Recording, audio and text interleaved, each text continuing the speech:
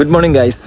ഞാനിപ്പോൾ cycle repair ഷോപ്പിലേക്ക് പോകുന്ന വഴിയാണ്. കഴിഞ്ഞ ദിവസം സൈക്കിൾ ഒന്ന് പഞ്ചറായി. ഇന്ന് സാറ്റർഡേ ആണ്. ഇവിടെ എന്തെങ്കിലുമൊക്കെ പരിപാടിയാണ്. Let's go around the city and figure out maybe to a park. ഇതാണ് cycle shop. So it's a nice shop. There's a shop. അങ്ങനെ സൈക്കിൾ ശരിയാക്കി കിട്ടി. പക്ഷേ സൈക്കിളിന് കുറച്ചുകൂടെ കംപ്ലയിൻസ് ഉണ്ട്. ഏകദേശം എനിക്ക് തോന്നുന്നു അതിൻ്റെ അലൈൻമെൻ്റൊക്കെ മൊത്തവും മാറിക്കിടക്കുകയാണ്.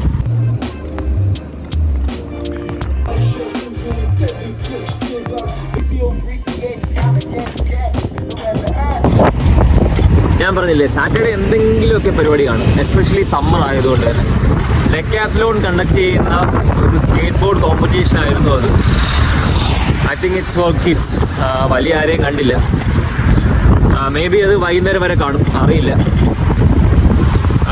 സോ നമ്മൾ കുഞ്ഞുങ്ങളായിരുന്നപ്പോൾ കോമ്പറ്റീഷൻ എന്നത് നമുക്ക് വെറും മെഡൽ മാത്രമായിരുന്നു.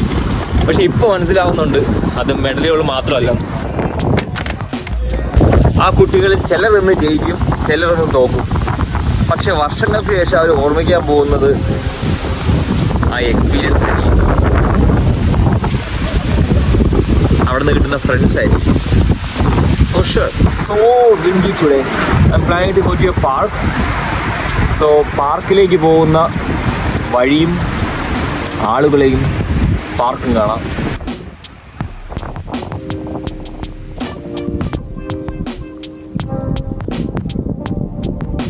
So let's go. Yeah. Park again, park. Okay.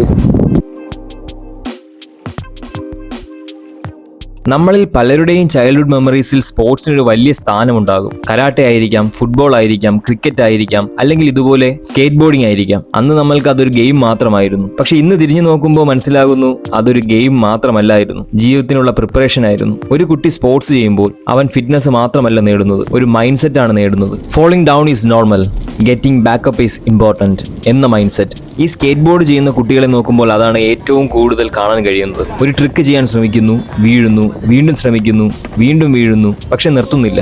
അവർക്കിപ്പോൾ അറിയില്ലായിരിക്കാം, പക്ഷെ അവർ ഡെവലപ്പ് ചെയ്യുന്നത് ബാലൻസ് മാത്രമല്ല, റെസിലിയൻസ് ആണ്. ജീവിതത്തിൽ എത്ര തവണ വീണാലും വീണ്ടും എഴുന്നേക്കാനുള്ള കഴിവ്. അതുകൊണ്ടാണ് സ്പോർട്സിന്റെ വാല്യൂ മെഡൽസിലോ ട്രോഫീസിലോ മാത്രം അളക്കാൻ കഴിയാത്തത്. കാരണം മെഡൽസ് ഒരു ദിവസം ഷെൽഫിൽ പൊടി പിടിക്കും, പക്ഷെ സ്പോർട്സ് വഴി പഠിച്ച discipline, confidence, respect, hard work അവ ജീവിതം മുഴുവൻ കൂടെ ഉണ്ടാകും. ഇന്ന് ഈ കുട്ടികളെ കണ്ടപ്പോൾ എനിക്ക് എന്റെ സ്വന്തം ചൈൽഡ്ഹുഡ് കോമ്പറ്റീഷൻ ഓർമ്മ വന്നു. അന്ന് ജയിക്കാനും മെഡൽ നേടാനുമായിരുന്നു ഫോക്കസ്. പക്ഷെ വർഷങ്ങൾ കഴിഞ്ഞ് നോക്കുമ്പോൾ എനിക്ക് ഓർമ്മയുള്ളത് മെഡൽസ് അല്ല, morning practice sessions, friends, coaches, competition days, ആ എക്സൈറ്റ്മെന്റ്. അതാണ് maybe that's a real purpose of sports. ചാമ്പ്യൻസിനെ സൃഷ്ടിക്കുന്നതിലും കൂടുതൽ ഗുഡ് ഹ്യൂമൻ ബീങ്സിനെയാണ് സൃഷ്ടിക്കുക. സൈക്കിൾ ഓടിക്കുമ്പോൾ എനിക്ക് പലപ്പോഴും ചിന്തിക്കാൻ സമയം കിട്ടാറുണ്ട്. ഇന്ന് മനസ്സിൽ വന്നൊരു വിഷയം ഈഗോയും സെൽഫ് കോൺഫിഡൻസുമാണ്. ഇന്നത്തെ ജനറേഷനിൽ പലർക്കും ഈ രണ്ടും തമ്മിലുള്ള ഡിഫറൻസ് ക്ലിയർ അല്ലെന്ന് എനിക്ക് തോന്നാറുണ്ട്. ചില ആളുകൾ ഈഗോയെ കോൺഫിഡൻസ് എന്ന് വിളിക്കുന്നു, മറ്റു ചിലർ കോൺഫിഡൻസ് കാണിക്കുന്ന ആളുകളെ അറഗന്റ് എന്ന് വിളിക്കുന്നു. പക്ഷെ യഥാർത്ഥത്തിൽ ഇവ രണ്ടും വളരെ വ്യത്യസ്തമായ കാര്യങ്ങളാണ്. സെൽഫ് കോൺഫിഡൻസ് എന്നത് എനിക്ക് എന്റെ കഴിവുകൾ അറിയാം എന്നുള്ള വിശ്വാസമാണ്. ഈഗോ എന്നത് ഞാൻ മറ്റുള്ളവരെക്കാൾ മികച്ചവനാണ് എന്നുള്ള വിശ്വാസമാണ്. ഒന്നിൽ ഫോക്കസ് നമ്മളിലാണ്, മറ്റൊന്നിൽ ഫോക്കസ് മറ്റുള്ളവരിലാണ്. അതാണ് ഏറ്റവും വലിയ ഡിഫറൻസ്.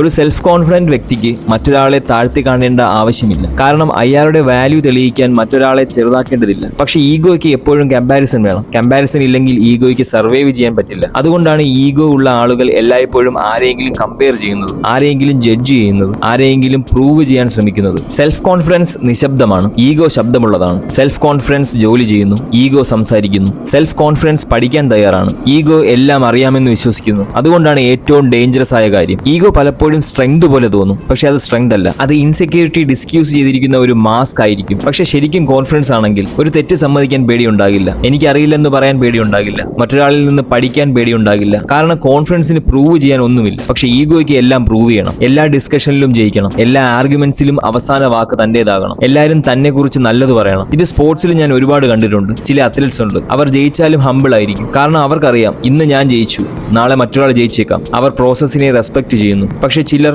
ഒരു ചെറിയ വിജയം കിട്ടുമ്പോൾ തന്നെ പഠിക്കുന്നത് നിർത്തും, കേൾക്കുന്നത് നിർത്തും, ഇംപ്രൂവ് ചെയ്യുന്നത് നിർത്തും. കാരണം ഈഗോ അവരോട് പറയുന്നു നീ ഓൾറെഡി ഇനഫ് ആണ്. അവിടെയാണ് ഗ്രോത്ത് നിൽക്കുന്നത്. ഇൻട്രസ്റ്റിംഗ് ആയ ഒരു കാര്യം പറയാം, യഥാർത്ഥ കോൺഫിഡൻസിന് അറ്റൻഷൻ ആവശ്യമില്ല. ഒരു ലയൺ കാട്ടിലൂടെ നടക്കുമ്പോൾ എല്ലാവരോടും പറഞ്ഞു നടക്കാറില്ല അത് ലയനാണെന്ന്. അതിനറിയാം അത് ആരാണെന്ന്. പക്ഷെ പലപ്പോഴും ഏറ്റവും കൂടുതൽ ശബ്ദമുള്ള ഉണ്ടാക്കുന്നത് സ്വയം കൺവിൻസ് ചെയ്യാൻ ശ്രമിക്കുന്നവരാണ്. എനിക്ക് തോന്നുന്നത് ജീവിതത്തിൽ നമ്മൾ എയിം ചെയ്യേണ്ടത് ഈഗോ അല്ല, സെൽഫ് റെസ്പെക്റ്റും സെൽഫ് കോൺഫിഡൻസുമാണ്. കാരണം സെൽഫ് റെസ്പെക്ട് പറയുന്നത് ഞാൻ എന്നെ വിലമതിക്കുന്നു, കോൺഫിഡൻസ് പറയുന്നത് എനിക്ക് പഠിക്കാനും വളരാനും കഴിയും. പക്ഷെ ഈഗോ പറയുന്നത് ഞാൻ ഇതിനകം എല്ലാവരിലും മികച്ചവനാണ്. അതാണ് ഗ്രോത്തിന്റെ അവസാനം. അതുകൊണ്ടാവാം നമ്മൾ കൂടുതൽ ലേൺ ചെയ്യുന്നതോറും, കൂടുതൽ എക്സ്പീരിയൻസ്ഡ് ആവുന്നതോറും നമ്മൾ റിയലൈസ് ചെയ്യുന്ന എത്ര കാര്യം നമുക്ക് അറിയില്ല എന്നതാണ്. കുറച്ച് ദിവസങ്ങളായി റീൽസിലും ഷോർട്സിലും ഞാനൊരു ട്രെൻഡ് ശ്രദ്ധിക്കുന്നുണ്ട്. You touched my ego activated. ഇതൊക്കെ കേൾക്കുമ്പോൾ എനിക്കൊരു ചോദ്യം തോന്നി. എപ്പോഴാണ് ഈഗോ ഒരു പ്രശ്നത്തിൽ നിന്ന് ഒരു പേഴ്സണാലിറ്റി ട്രൈറ്റ് ആയി മാറിയത്? ഒരു കാലത്ത് വിസ്ഡം പറയുന്ന ആളുകൾ ഈഗോ കുറയ്ക്കാൻ പഠിപ്പിച്ചിരുന്നു. ഇന്ന് ചിലപ്പോൾ സോഷ്യൽ മീഡിയ ഈഗോ വളർത്താൻ പഠിപ്പിക്കുന്നത് പോലെയാണ് തോന്നുന്നത്. പക്ഷേ പ്രശ്നം ഈഗോ ഉണ്ടെന്നതല്ല,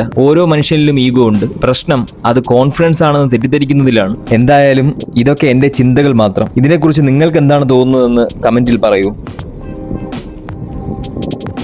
അങ്ങനെ ഒടുവിൽ ഞാൻ എത്തിയത് ബോർഡോയിലെ പ്രശസ്തമായ പാർക്ക് ബോർഡോയിലേക്കാണ്. യൂറോപ്പിൽ ജീവിക്കാൻ തുടങ്ങിയതിനു ശേഷം എനിക്ക് ഇഷ്ടപ്പെട്ട ഒരു കാര്യമുണ്ടെങ്കിൽ അത് ഇവിടുത്തെ പാർക്സ് ആണ്. കാരണം ഇവിടുത്തെ പാർക്സ് വെറും മരങ്ങളും പുല്ലും ഉള്ള സ്ഥലങ്ങളല്ല, അവ നഗരത്തിന്റെ ലെങ്സ് പോലെയാണ്. ഒരു നഗരത്തിന് ശ്വസിക്കാനുള്ള സ്ഥലം, മനുഷ്യർക്ക് കുറച്ചുനേരം സ്ലോ ഡൗൺ ചെയ്യാനുള്ള സ്ഥലം. നമ്മൾ ഇന്ന് ജീവിക്കുന്നത് നോട്ടിഫിക്കേഷൻ, ഡെഡ്ലൈൻസ്, സ്ക്രീൻസ്, ട്രാഫിക് എന്നിവയുടെ ലോകത്തിലാണ്. പക്ഷേ ഇത്തരം പാർക്സ് നമ്മളെ കുറച്ചു നേരത്തേക്ക് ആ തിരക്കിൽ നിന്നും പുറത്തേക്ക് കൊണ്ടുപോകുന്നു. അതുകൊണ്ടാണ് യൂറോപ്പിലെ മിക്ക നഗരങ്ങളിലും പാർക്സിന് വലിയ പ്രാധാന്യം നൽകുന്നത്. ഇത് വെറും ലാൻഡ്സ്കേപ്പിംഗ് അല്ല, ഇത് ക്വാളിറ്റി ഓഫ് ലൈഫിന്റെ ഭാഗമാണ്. ഇപ്പോൾ ഞാൻ നിൽക്കുന്നത് പാർക്ക് ബോർഡോയിലാണ്. 1988 തുറന്ന ഈ പാർക്ക് ബോർഡോയിലെ ഏറ്റവും പ്രശസ്തമായ ഗ്രീൻ സ്പേസസിൽ ഒന്നാണ്. ഏകദേശം 28 ഹെക്ടേഴ്സ് വിസ്തൃതിയുള്ള ഈ പാർക്കിൽ 3000-ലധികം മരങ്ങളുണ്ട്. അതിൽ പലതും 100 വർഷത്തിലേറെ പഴക്കമുള്ളവയാണ്. അതിനാലാവാം ഇവിടെ നടക്കുമ്പോൾ ഒരു പ്രത്യേക സമാധാനം ഫീൽ ചെയ്യുന്നത്. ചില മരങ്ങൾ നമ്മളെക്കാൾ വളരെ കൂടുതൽ ജീവിതം കണ്ടവരാണ്. ഈ പാർക്കിന്റെ ഡിസൈൻ പോലും ഇൻട്രസ്റ്റിംഗ് ആണ്. 19ാം നൂറ്റാണ്ടിലെ വലിയ യൂറോപ്യൻ പാർക്സിൽ നിന്ന് ഇൻസ്പിറേഷൻ എടുത്താണ് ഇത് രൂപകൽപ്പന ചെയ്തത്. അകത്തൊരു ചെറിയ ലേക്ക് ഉണ്ട്,